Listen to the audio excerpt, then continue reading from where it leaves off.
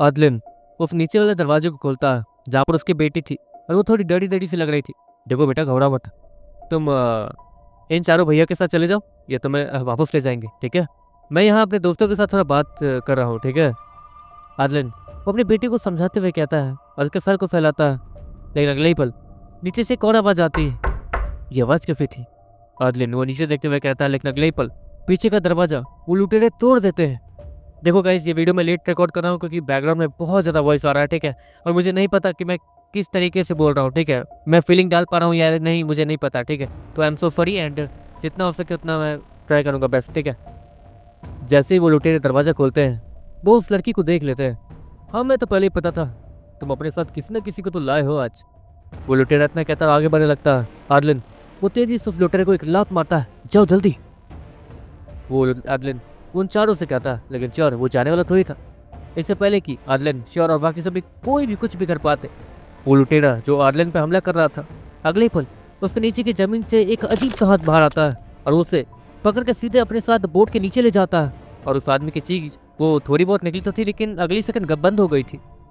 अगले ही पल उसी बोट के दोनों तरफ एक एक हाथ आता है और कोई अजीब सा लड़का वहां से हल्का सा जंप करके उसी होल से बाहर आता है। अगले ही पल वो आदलिन वो थोड़ा हरा दिखने लगता है। आप? वो आदलिन वो उस लड़के से कहता, अरे हाँ हाँ, अब ये मत पूछना कैसे आया, जैसे अपनी बेटी को लाया वैसे मैं भी उसी के साथ छिपके आ गया, मुझे भी घूमने का शौक है। वो लड़का पीछे पलटते हुए कहता, वैसे तुम दोनों कहाँ से आए हो? क्या तुम लोग जिस रास्ते से छिपके बाहर आए क्या मुझे बता सकते हो? लेकिन आज तक तो मैं ही खुद छिपके बाहर नहीं आ पाया, तो तुम लोग दोनों कैसे हैं? वो लड़का वो कौन था, श्योर और बैकग्राउंड को नहीं पता। वो श्योर और बैकग्राउंड से सवाल कहता, वो असल बात यह है ना कि बैकग्राउंड आगे बढ़ के कहता, अच्छा ठीक है बाद में। वो लड़का इतना कहता और आगे देखता, वो सब भी लुटेरे वो उस लड़के को देख के हल्का सा पीछे हट रहे थे। तुम बीच में क्यों आ रहे हो? वो लुटेरे वो उस लड़के से कहते हैं, अब मैं तुम लोगों को कुछ नहीं कहता, तुम अगर यहाँ से सामान वगैरह उठा के ले जाते, कुछ भी उठा के ले जाते, मैं कुछ नहीं कहता, क्योंकि मेरा काम था बस घूमना, मैं घूमने के लिए आया था और कुछ नहीं। कुछ देर बाद मैं आराम से बोट से निकल के बाहर का नज़ारा देखता, हाँ वापस महल चला जाता बस। लेकिन जब तुमने वो कहा ना कि लड़की भी छोड़ के जाओ, तो मुझे गुस्सा आ गया। देखो क्या है ना, भले ही मेरी बहन नहीं है, लेकिन मैं जानता हूँ अपनी बहन को बहन की नज़र से देखना और दूसरे की बहन को खिलौने की नज़र से देखना ये सही नहीं। वैसे ये चीज़ मेरे पिताजी ने मुझे सिखाई थी। वो लड़का इतना कहते हुए एक जगह बैठ जाता है, बताओ ये सही है या गलत? वो लड़का उन सभी को देखते हुए कहता है, सुनिए ये कौन है? श्योर आदलन से कहता, ये हमारा राजकुमार, ये कभी कभी किसी किसी बोट में छिप के आ जाता है। पता नहीं क्यों इसकी यही आदत बहुत ज़्यादा खराब।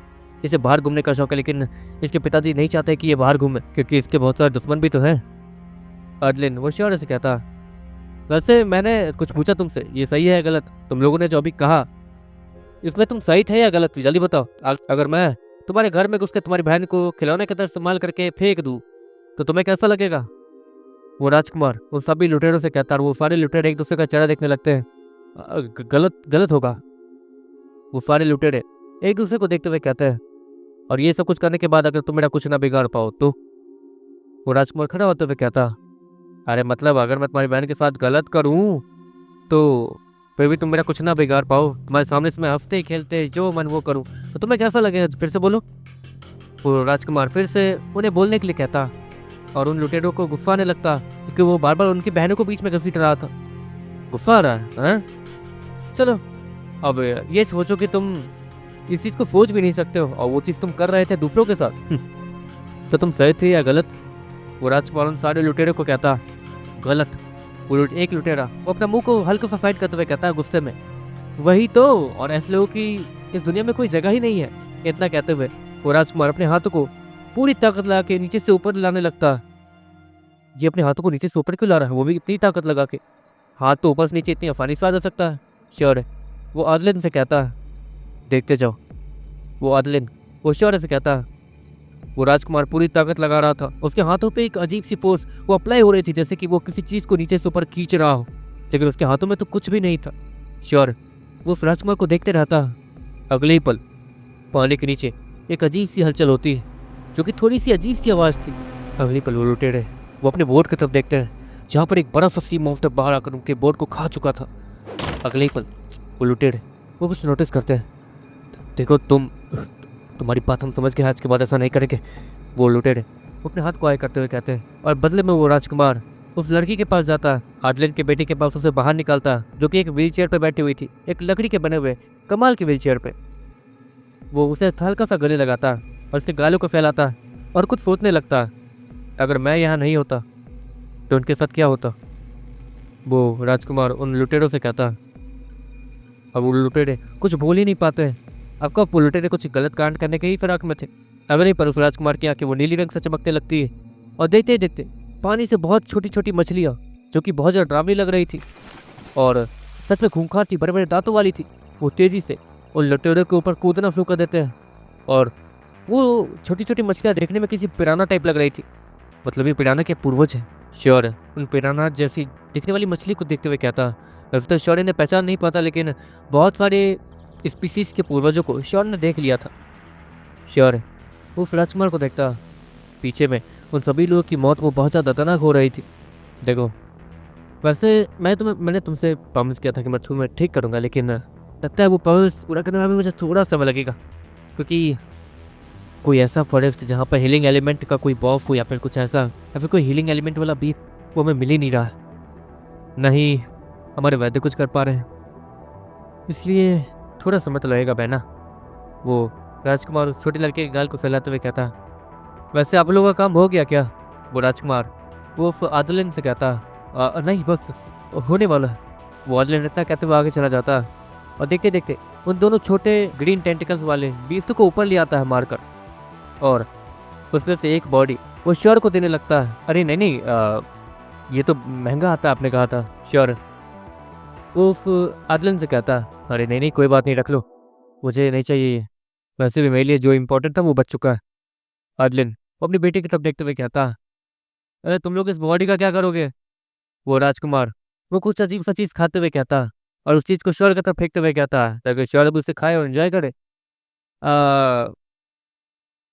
क्या है ना, मैं वो श्योर इतना कहते हुए आदलिन की तरफ देखता, जो कि अपने काम में बिजी था। मैं थॉमस सिटान वाले कबीले से आया हूँ और रिग्वेन कबीले में मुझे अप्लाई करना है, तो उसके लिए ये ज़रूरी है। श्योर वो राजकुमार से कहता और आदलिन खड़ा होकर उसे देखने लगता, तुम दूसरे कबीले से आए हो, मतलब हमारे कबीले से नहीं हो। आदलिन श्योर इस कहता, हाँ। श्योर नॉर्मली कहता, ये कैसे हो सकता, तुम तो बच्चे हो। आदलिन वो श्योर से कहता, आप अपना काम कीजिए। वो राजकुमार आदलिन से कहता, तो तुम थॉमस सितारे वाले कबीले से आए हो, हमारे कबीले में घुसना चाहता हूँ, जिसके लिए तुम्हें टेस्ट देना, लेकिन तुम्हें शायद पता नहीं कि नॉर्मल लोगों के लिए हमारे यहाँ कोई जगह नहीं है। यहाँ सिर्फ ताकत लोग ही ज्वाइन कर सकते हैं, वो भी टेस्ट से देकर।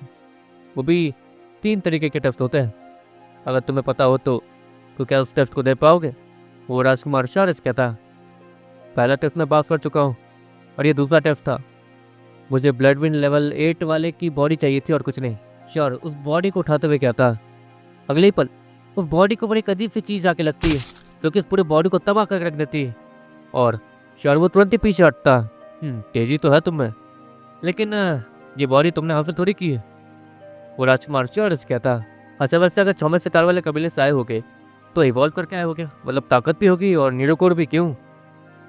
वो राजकुमार श्योर से कहता और श्योर वो राजकुमार को देखने लगता, तो ठीक है, एक काम करते हैं, टैक्स तुम मुझे ही दे दो, अगर मुझे छू पाए तो तुम टेस्ट पास कर गए। इतना कहते हुए वो राजकुमार हल्का सा आगे आता है और उसके पीठ पे एक पंख दिखने शुरू हो जाते हैं, जो कि देखते देखते लंबे होते हैं और वो उड़ना शुरू कर देता है। लेकिन श्योर वो अभी अपनी जगह पे ही खड़ा था। मैं बहुत ताकतवर हूँ, इसलिए मुझे छू नहीं पाओगे। क्या करे, तो एक काम करो, वो दिख रहा है वो बीस्ट। वो राजकुमार श्योर को दूसरी तरफ इशारा करते हुए कहता और श्योर वो दूसरी तरफ देखता है, जहाँ पर एक बीस्ट वो पानी से होते हुए तेजी से आगे बढ़ रहा था और शायद उनसे ही बच रहा था। उसका लेवल ब्लड विंड लेवल 7, ज़्यादा नहीं है, जितना तुम्हें चाहिए उससे एक लेवल कम। अगर उसे हरा कर यहाँ ले आते हो तो एंट्री फ्री कर दूंगा तुम दोनों की। वो राजकुमार श्योर इस कहता। श्योर वो मैगरॉन का चेहरा देखता, जहाँ पर मैगरॉन अपने कंधों कुछ कर रहा था। श्योर वो बोट के कॉर्नर पे ही खड़ा था। वो एक उल्टी डाइव सीधे पानी में मार देता और कहीं गायब भी हो जाता। तुम्हारा दोस्त मर तो नहीं रह गया, मतलब थोड़ा ध्यान रखना। वो राजकुमार वो मैगन को देखते हुए कहता, नहीं, वो मरने वालों में से नहीं है मैग्रॉन। वो फिर राजकुमार से कहता, अरे ये बेवकूफ़, बचा के आता हूँ इसे। वो राजकुमार इतना कहने के बाद पीछे की तरफ डाइव मारने लगता है, लेकिन अगले ही पर उसे कुछ दिखता। पानी के अंदर से वही बीस्ट जिसकी तरफ इशारा किया गया था, वो तेजी से आसमान में उछलते हुए आता है और सीधे बोट पे गिर जाता है, जिससे उस बोट का बैलेंस भी थोड़ा बहुत बिगड़ता है। जिस बाद श्योर भी उस बोट पे चढ़ के आ जाता है। वो राजकुमार उस बीस्ट को देखता, जो कि ब्लड लेवल 7 का था, और श्योर उससे यहाँ तक खींच के लाया था बिना उसे मारे। अरे बाप रे, अपनी पूंछ को ऐसे घुमाता है, मुझे तो उल्टी आने वाली थी। श्योर वो लंबी सांस लेते हुए कहता, फिर तब वो राजकुमार अपनी आंखें फाड़े उस बीस्ट को देख रहा था जिसे शौर्य लेके आया था। वो बीस्ट शर को गालियां दे रहा था। जैसे टेस्ट पास हो गया ना, शौर्य इतना कहते हुए उस बीस्ट के पूंछ को पकड़ता और दूर पानी में फेंक देता, क्योंकि उस बीस्ट ने तो कुछ किया नहीं था, वो बस जा रहा था और कुछ नहीं, इसलिए शौर्य उसे मारता नहीं है। शौर्य उस बीस्ट को जितनी दूर फेंकता, वो देख के भी सब हैरान थे। क्या हुआ शौर्य? वो एक लंबी सांस लेते हुए कहता, कुछ नहीं, एक और टेस्ट ले सकता हूँ तुम्हारा? वो राजकुमार शौर्य से कहता, हाँ शौक से, शौर्य नॉर्मली कहता। अगली पल वो राजकुमार अपनी अंगूठी को आया करता, जो कि देखते देखते एक तलवार में बदल जाती, और वो अपनी तलवार को सीधे शौर्य की तरफ घुमाने के लिए आगे बढ़ने लगता है। और राजकुमार ये, इतना कहते हुए आदिल वो आगे आता है, लेकिन वो आगे नहीं आ सकता था, नहीं तो राजकुमार की तलवार उसे भी काट सकती थी। अगली पल शौर्य के हाथों में भी गोल्फ कटान आ जाती है, जो कि सीधे उसकी तलवार से टकराती है, और शौर्य के दूसरे हाथों में तलवार आती है, जो कि सीधे उस राजकुमार के पेट की तरफ जाने लगती है। वो राजकुमार जैसे ही ये सब कुछ देखता, वो तुरंत अपनी बॉडी को थोड़ा फ्लेक्सिबल बनाकर उस तलवार के ऊपर से निकलता, जिससे होता ही है कि वो राजकुमार शौर्य के सीने पे एक लात मारने में कामयाब हो गया था। लेकिन शौर्य जैसे इस लात को खाता है, वो तेजी से पीछे उड़ के जाने लगता है, लेकिन वो बीच हवा में ही अटक जाता है और नीचे नहीं गिरता। शौर्य दोबारा उड़ते हुए उस राजकुमार के सामने आ जाता है। अब वो राजकुमार शौर्य को ऊपर से नीचे तक देखे जा रहा था। तुम टेस्ट में पास हो गए, मेरे साथ महल चल सकते हो, लेकिन मेरा एक सवाल है, तुम उस समय इन लोगों को बचाने के लिए आगे क्यों नहीं आए? वो राजकुमार शौर्य से कहता, वो क्या है ना, मैंने पहले ही यहाँ पे सब कुछ फिक्स कर रखा था। तो शौर्य इतना कहता है और एक चुटकी बजाता है, जिसके बाद देखते देखते उस बोर्ड के ऊपर बहुत सारे क्रिस्टल निडल्स दिखने शुरू हो जाते हैं, क्योंकि बहुत ज़्यादा शार्प थे और किसी के भी आर पार निकल जाते। वो क्रिस्टल निडल्स वहाँ पे आते हैं और किसी को कुछ नहीं होता है, बस उन जगहों पे वो क्रिस्टल निडल बाहर आए थे जहाँ पे शौर्य चाहता था। वो क्रिस्टल निडल अगर सच में वो लोग वहाँ होते, तो अब तक उनके बॉडी के आर पार निकल गए होते, उनको नीचे से ऊपर तक चीर चुके होते, और ये सब कुछ शौर्य के उंगलियों पे था। शौर्य जैसे चुटकी बजाएगा सब खत्म, लेकिन आप बाहर आ गए तो सोचा आपको करने तो कुछ, आपकी ताकत भी देख ली। शौर्य वो राजकुमार से कहता, मुझे आप बोलने की जरूरत नहीं है। वो राजकुमार शौर्य से कहता, उस शौर्य के कंधे पर हाथ रखता, वैसे मुझे इससे भी मिलना है। वो राजकुमार बैकग्राउंड से कहता, बैकग्राउंड वो आगे आता, तो तुम्हारे पास तलवार नहीं है? वो राजकुमार बैकग्राउंड से कहता। शौर्य तुरंत ही अपनी तलवार को फेंक कर मैग्रॉन को दे देता। मैग्रॉन अपनी तलवार को थोड़ा सा पीछे मोड़ता, और जैसे ही वो राजकुमार वो मैग्रॉन के ऊपर हमला करता, मैग्रॉन तुरंत ही अपनी तलवार को आए करके एक अजीब सा मूव करता है। वो अपने पाँव को हल्का सा आए कर रहा था, पता नहीं क्यों। तो अगर ऐसा हुआ तो मैं अपनी तलवार को नीचे करके उसकी टंगों को काट सकता हूँ, जिसे पता नहीं है। वो राजकुमार उसके दिमाग के अंदर यही चल रहा था, और वो तलवार भी उसके पाँव की तरफ से ही मुड़ के आ रही थी। लेकिन अगले ही पल वो तलवार, वो शार्प तलवार जो कि तेजी से आगे बढ़ रही थी, वो अपनी जगह पर रुक जाती है। उस तलवार को मैग्रॉन थोड़ा ऊपर की तरफ खींचता, जिससे उस तलवार का हैंडल सीधे उस राजकुमार के चेहरे पर लगने वाला था। राजकुमार काफ़ी ज़्यादा ताकतवर था शौर्य और मैग्रॉन से, इसलिए वो तुरंत ही पीछे हट जाता। वरना अगर कोई यहाँ पर नॉर्मल आदमी खड़ा होता जो कि शौर्य और मैग्रॉन जितना ही ताकतवर, तो उसका सर उसके बॉडी से उखड़ के दूर फेंक गया होता। वो राजकुमार पीछे उड़ जाता और सबसे पहले उस छोटी लड़की की तरफ देखता जो कि हंस रही थी। हाँ हाँ, हंस लो हंस लो। राजकुमार उस लड़की से कहता, वो उस लड़की को अपनी बहन मानता था और उससे ये हमेशा यही कहता था कि उसके बराबरी का कोई नहीं है। इससे क्या कहा था तुम लोगों ने? हमें सितारे वाले कबीले से आए हो है ना? तुम लोग अच्छे हो, कमाल के हो, मैं इस बात को मानता हूँ, लेकिन अगर मुझसे दोस्ती करनी है तो मेरे गुस्से को झेलना होगा। वो राजकुमार शौर्य से कहता। फिलहाल वो राजकुमार शौर्य और मैग्रॉन से दोस्ती क्यों करना चाहता था वो तो दोनों को पता नहीं था, लेकिन उसकी नज़रों में तो एक अजीब सी लालच दिख रही थी। हमें बस आपके कबीले में एंट्री चाहिए और कुछ नहीं। शौर्य उस राजकुमार से कहता, अरे कहा ना तुम बोलो दोस्त हो तो अब से तुम मेरे। वो राजकुमार शौर्य और मैग्रॉन के कंधे को पकड़ते हुए कहता, हमें तुम्हारे कबीले में एंट्री चाहिए। शौर्य वो राजकुमार से कहता, हाँ मिल जाएगी, बस मेरे पिताजी के सामने मत आना, वरना तुमसे कंपेयर करेंगे। इससे कुछ सीखो, इससे कुछ सीखो, ये कितना शांत है। वो राजकुमार अजीब सी एक्टिंग करते हुए कहता है, जैसे कि वो अपने महाराज की एक्टिंग कर रहा हो, मतलब अपने पिताजी की एक्टिंग कर रहा हो। दूसरी तरफ वो लड़की हंसे जा रही थी। वो लड़की अपने पाँव को देखती है, क्योंकि वो लड़की खड़े होने की कोशिश कर रही थी और उनके पास आके मस्ती करने का प्लान में थी, लेकिन वो खड़ी ही नहीं हो पाई थी। देखते देखते मैग्रोन, श्योर और वो राजकुमार उस लड़की के पास चले जाते हैं और उसके सामने बैठ ही जाते हैं। वैसे तुम्हारे पास वो क्या था, मतलब वो पावर? श्योर उस राजकुमार से क्या था? अरे वो तो मैंने क्या किया ना, मैं पानी में बहुत ज़्यादा घूमता फिरता था पहले, लेकिन हुआ ये कि एक दिन मेरे दुश्मन ने मुझ पर हमला किया। मुझे मुझे किसी ने बचाया था। पता है कौन थी? वो राजकुमार। श्योर इसका था। इसकी लव स्टोरी मत सुनो, सिर खराब हो जाएगा। वो लड़की श्योर और बैकग्राउंड कहती है तुम चुप करो, मैं लव स्टोरी नहीं सुना रहा हूँ, बस कहानी सुना रहा हूँ, जो हुआ था सो हुआ था। वो राजकुमार अजीब सा मुंह बनाते हुए लड़की से कहता है हाँ ठीक है, मेरी बात सुनो। हुआ ये कि मैं समुद्र में था, वो उस समय मेरे पिताजी भी मेरे साथ थे। मैं समुद्र में गिर गया था, लेकिन किसी को पता नहीं चला कि मैं समुद्र में गिर गया हूँ। मुझे तैरना नहीं आता था, मैं ज़्यादा बड़ा नहीं था, छोटा था। एक प्यारी सी लड़की ने मेरी जान बचाई थी, बहुत प्यारी थी। और कैसे समझाऊं, जब मैं बड़ा हुआ तो मैं दोबारा उससे, मतलब हम दोनों डेली मिलते थे पानी में, हर दिन समुद्र में वो उससे चिप चिप के मिलती थी। और तो वो मेरी मदद भी करती थी समुद्र में सांस लेने में। हम लोग बहुत छोटे थे, सालों सालों तक ये पानी में मिलना ये सब कुछ चलता रहा। एक दिन उसे एक लुटेरे ने किडनैप कर लिया, जिसके कारण मैं बहुत ज़्यादा गुस्से में था। बाद में पता चला कि वो वाटर प्रिंसेस थी, वाटर क्वीन की बेटी। वाटर क्वीन वो उन सभी से लड़ने के लिए अकेले टूट पड़ी थी, लेकिन वाटर क्वीन वो इतनी ताकतवर नहीं थी कि वो उन लुटेरों से लड़ पाए। ऑफकोर्स जो लुटेरे अभी देखे वो तो कुछ नहीं थे, फिसड्डी से और कुछ नहीं। मेरे पिताजी साइड से निकल रहे थे अपनी बोट लेके, क्योंकि उन्हें उस लड़ाई में लड़ना था ही नहीं, वरना उनके लोग भी मारे जाते। वो लुटेरे बहुत ज़्यादा ताकतवर थे, मैं उसको देख पा रहा था, वो बहुत डरी हुई थी, इसलिए मैं पानी में कूद गया और तैर कर आगे जाने लगा। लेकिन उसके बिना तो मैं पानी में सांस ले ही नहीं सकता था, इससे मेरा दम घुटने लगा। दूसरी तरफ मेरे डैड को ये लगा कि उन लुटेरों ने मुझे भी किडनैप कर लिया है, तो वो भी उस लड़ाई में घुस गए और जीत गए। जब वाटर प्रिंसेस आज़ाद हुई तो वो अपनी माँ के पास जाने के बदले, जो कि इतनी देर से उसके लिए लड़ रही थी, उसे छोड़कर सीधे पानी में कूदी और मेरे पास आ गई और मुझे जान से बचाया। जिसके बाद मेरे डैड और वाटर प्रिंसेस, उन्होंने देखा कि हम दोनों एक दूसरे से इतना प्यार करते हैं, तो हमें साथ रहने की इजाज़त मिल गई। वो राजकुमार इतना कहता अपने हाथ को आए करता, जहाँ पर उसके हाथों में एक ब्रेसलेट था जो कि चमकने लगता, और एक खूबसूरत सी लड़की उसके बगल में आके बैठ जाती, जो कि वाटर प्रिंसेस ही थी। वैसे तुम्हारी लव स्टोरी तो काफ़ी ज़्यादा प्यारी है। सच में? श्योर। वो स्माइल के साथ कहता, वैसे ये झूठ बोल रहा है। वाटर प्रिंसेस जब पहली बार इसे मिली थी तो उसने इसका हाथ ही खा लिया था, इसकी वजह से ये उस समय पानी में ही मरने वाला था। बस वाटर क्वीन को ये लगा कि अगर ये मरा तो महाराज इससे छोड़ेंगे नहीं, उसके पूरे सिविलाइजेशन को ही खत्म कर देंगे, इसलिए उसने जैसे तैसे इसे जिंदा रखा और ठीक किया। अपने रिसोर्सेज का इस्तेमाल करके बड़ी मुश्किलों से इसके हाथ को भी ठीक कर दिया। जब ये बात महाराज को पता चली तो महाराज बहुत ज्यादा गुस्से में आ गए और वाटर क्वीन को मारने के लिए निकल पड़े और सोचा करने टीम भी कर लेंगे। लेकिन वाटर क्वीन वो महाराज से माफी मांगने लगी और ये कहा कि वाटर प्रिंसेस हमेशा आपकी बेटी की रक्षा करेगी। और वहीं पे वाटर प्रिंसेस ने उसे 3 बार किस किया और फिर वो उसकी प्रिंसेस बन गई और ये उसका प्रिंस। ये कहानी है। उसके बाद इन दोनों के बीच क्या क्या होता है मुझे नहीं पता।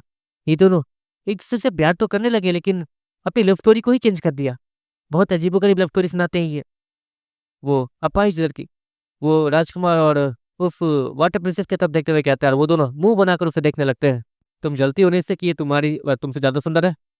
वो राजकुमार उस लड़की से कहते हैं, वैसे सच में तुम दोनों अच्छे लग रहे हो साथ में। श्योर है। उस वाटर प्रिंसेस और उस राजकुमार से कहता, देखा इसे हम लोग अच्छे लगते हैं साथ में। वो राजकुमार स्माइल के साथ कहता, हाँ हाँ पता है पता है। जाना ये बताओ कि वापस आने के बाद तुम दोनों के बीच क्या क्या हुआ था और तुम्हारी जान कितनी बार खतरे में गई थी? हाँ। वो लड़की वो जैसी ये कहती है, वो राजकुमार अपने सर को खुजाने लगता है और उस वाटर प्रिंसेस की तरफ देखता। वो बात अलग है, हम लोग उस समय दुश्मन थे, बहुत बड़े दुश्मन, लेकिन अब हम दोनों एक दूसरे से प्यार करते हैं, है ना? वो वाटर प्रिंसेस उस राजकुमार से कहती है, हाँ अब हम दोनों प्यार करते हैं एक दूसरे से। वो राजकुमार वो वाटर प्रिंसेस को गले लगाते हुए कहता है, अच्छा राजकुमार एक बात बताओ, आ, आपकी लाइफ तो इतनी अच्छी है, आप दोनों इतने खुश हैं, तो फिर आप इतने गुस्से क्यों हैं? मतलब इतना जल्द गुस्सा होने का मतलब क्या? श्योर। उस राजकुमार से कहता है, बस एक बार मेरी गलती के कारण बहुत सारे लोग मारे गए थे। मैं चाहता तो उन्हें बचा सकता था, लेकिन मैंने बचा नहीं पाया और वो सभी मेरे सामने मारे गए। उस फ्रस्ट्रेशन में आके मैंने अपने आप को कमरे में बंद करना शुरू कर दिया और कभी बाहर नहीं आता था। उसी फ्रस्ट्रेशन में मैंने ट्रेनिंग स्टार्ट की और ये नीरू को जनरेट किया। मैं दूसरों की नज़र में कुछ नहीं रह गया था उन सारी चीज़ों के बाद। सभी लोग मेरे पिताजी को गालियाँ देते थे, बोलते थे कि सारी गलती मेरी है। उस दिन करीब हजारों लोग सिर्फ मेरी वजह से मारे गए थे, मेरी एक मस्ती के कारण था। वो राजकुमार वो शौर्य से कहता